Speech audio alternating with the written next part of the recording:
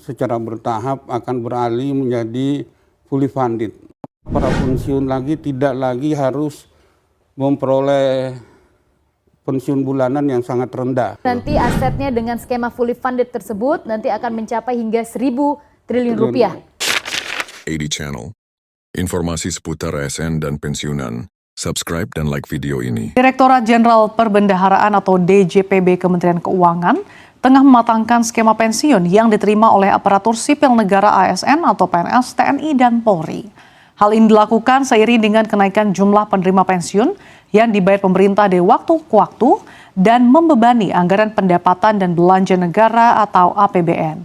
Dirjen Perbendaharaan Kementerian Keuangan, Astara Primanto Bakti menjelaskan, potensi memanfaatkan akumulasi iuran pensiun untuk turut patungan membiayai pensiun ASN, TNI, dan Polri.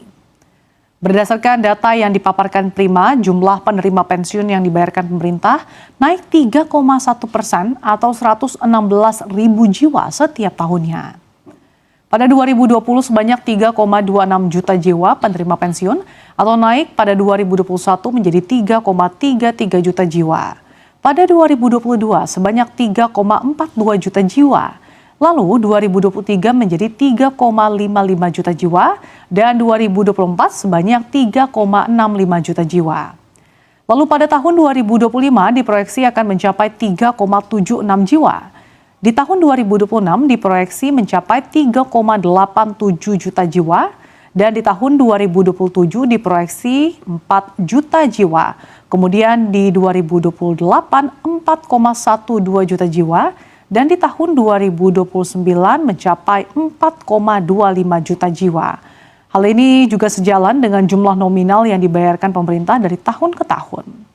Selama ini iuran ASN yang dipotong dari gaji setiap bulannya itu dikelola oleh PT Taspen untuk jaminan hari tua atau JHT, jaminan kecelakaan kerja JKK, dan jaminan kematian. Sedangkan uang pensiun yang akan diterima oleh ASN setiap bulannya adalah tanggungan APBN. Seperti apa Pak update terkini mengenai pengelolaan dana pensiun ASN dengan skema fully funded tersebut dari sebelumnya PSU Pak?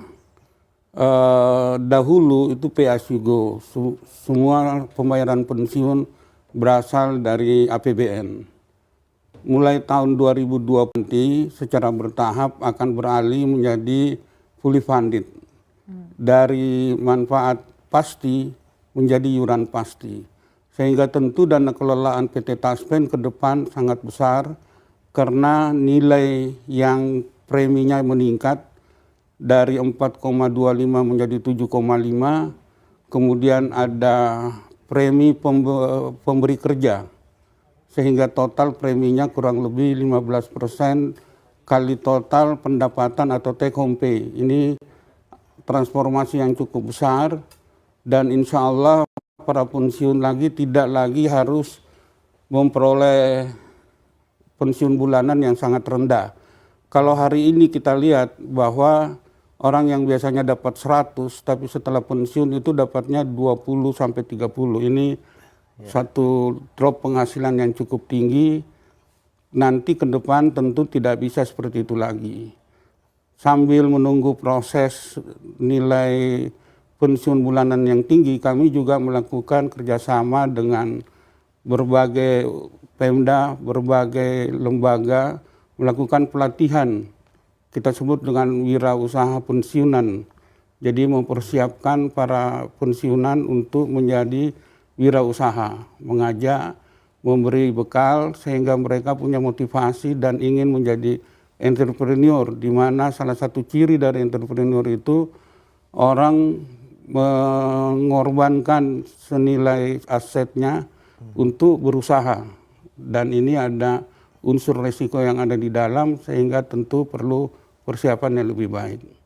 Baik, apakah sistem pembayaran yang baru ini nanti dampaknya seperti apa bagi aparatur sipil negara? Apakah akan ada iuran tambahan atau kapan waktunya mereka akan membayar iuran tersebut? Peraturan yang baru nanti adalah premi yang dibayar akan semakin besar karena itu 7,5% dikali take home pay. Itu Kemudian, yang akan ditanggung oleh ASN gitu ya Pak? Oleh perorangan. Kemudian pemerintah sebagai pemberi kerja menanggung atau nyetor 7,5%, sehingga total 15. 15. Kalau saat ini berapa, Pak? Kalau saat ini total keseluruhan THT dan pensiun 8%. Dan itu oleh negara? Itu oleh negara. Jadi nanti ke depan itu ada share pemerintah, tapi ada share dari peserta yang lebih besar. Ke depan nanti nilai pensiunnya juga lebih tinggi, dan kita mengenal nanti adalah iuran pasti. Iurannya pasti, manfaatnya berdasarkan asumsi yield Baik. investasi yang ada di Baik, Pak, Medcast. sedikit saja Pak, kalau misalnya sebelumnya kan 8% oleh negara, nanti ini 7,5% negara, 7,5% oleh individu ASN Pak. Iya. Berarti kan melekat sebuah tanggung jawab juga Taspen untuk mengelola dana yang Iya. dimiliki ASN. Nanti pengelolaannya akan ada perubahan secara signifikan nggak Pak untuk pengelolaan dana tersebut? Dan tentu- targetnya berapa besar dana kelolaannya nanti? Tentu ada perubahan yang cukup drastis. Dari segi risk management, pengelolaan keuangan itu tentu harus lebih kuat. Kemudian nilai Baik. investasi yang dikelola jadi besar, dan tentunya don't put your eggs in one basket. Ini kan Kayak Warren Buffett ya, don't put your eggs in one basket. Baik. iya, jadi bagaimana strategi investasi yang benar tentu dibutuhkan. Dan profesionalisme Taspen juga harus kita tingkatkan. Lonjakan dananya Pak mungkin singkat saja kira-kira berapa persen dari saat ini? Kalau tidak salah diperhitungkan pada tahun 2030 nilai aset yang dikelola adalah 1.000 triliun. 1.000 triliun di Iya. 2030. Wow. Baik, terima kasih. Sorry, 2050. 2050 nanti asetnya dengan skema fully funded tersebut nanti akan mencapai hingga 1.000 triliun rupiah. Pada tahun 2050. 2050. Tidak terlalu besar. Hasil audit tahun 2019 itu kita sadari bersama bahwa jumlah pensiun penerima manfaat pensiun itu adalah 3.125.000 lebih. PNS yang ada di Republik ini semuanya termasuk TNI dan Polri 5 juta. Nah, dana yang dikumpulkan baik oleh Taspen maupun Asabri, yang pertama 169T oleh Taspen dan 152T oleh Asabri. Nah, oleh karena kemudian datang pada kesimpulan tidak bisa kalau terus-menerus PSS Yugo ini dipertahankan. Maka full funded yang harus diperlakukan itu demi masa depan hari tuanya para pensiunan kita nantinya. Dan kami memang sejak awal sepakat dengan pemerintah sejak 2019 sebenarnya supaya PS Yugo itu kita tinggalkan, undang-undangnya mari kita satukan, dari 2 undang-undang yang lahir itu kita satukan jadikan 1 undang-undang. Semua yang berserakan itu kita satukan, kemudian full funded kita berlakukan.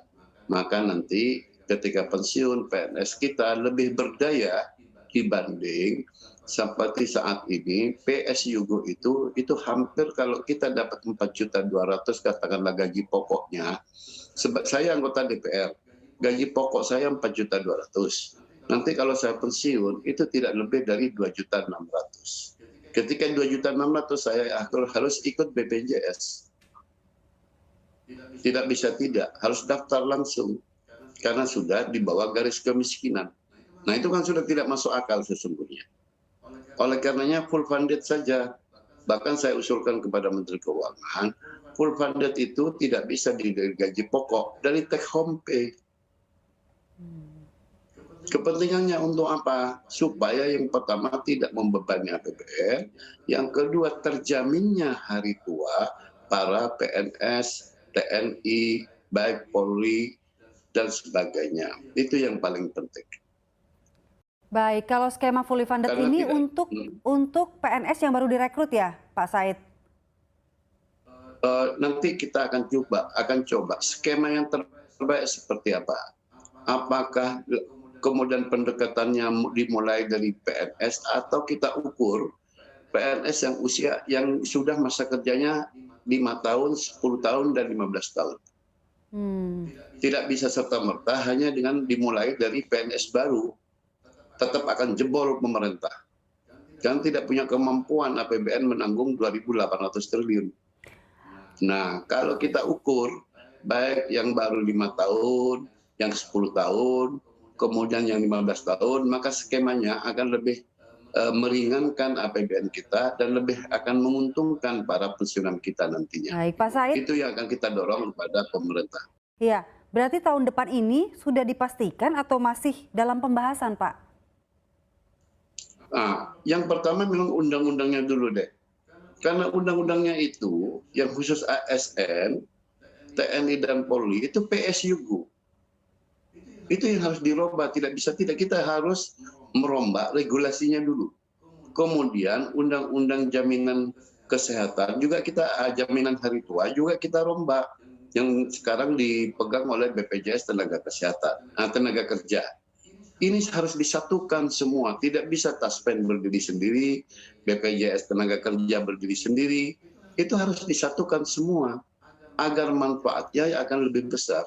Bahkan saya minta ke Menteri Keuangan agar dana-dana pensiun yang berserakan di BUMN itu juga disatukan ditangani, dihandle langsung di bawah payung pemerintah dalam satu undang-undang.